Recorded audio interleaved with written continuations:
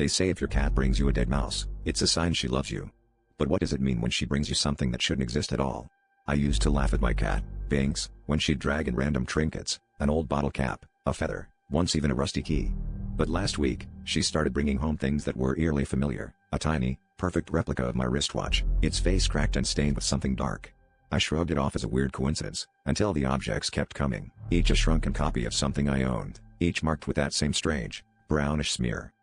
I started locking my door at night, but every morning I'd find Binks lounging by my bed, purring beside a fresh gift.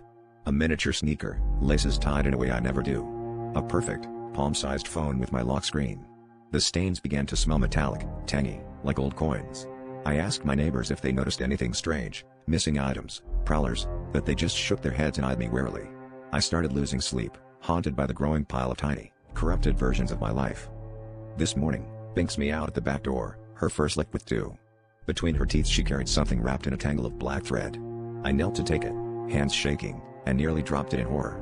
It was me, or at least, a perfect, doll-sized version of myself, down to the mole on my wrist and the chipped tooth I've always hidden when I smile. Its shirt was torn and stained with that familiar brown, but its eyes were closed, mouth twisted in a silent scream. As I stared at the miniature corpse, Binks stared up at me, tail flicking, her purr vibrating through the morning silence. I realized the stains weren't just on the gifts, they were on my hands too. And when I looked up at the mirror by the door, my own eyes were closed, my mouth frozen in the same silent scream. Binks wound herself around my legs, purring louder, as if she'd finally brought me the gift she'd been searching for all along.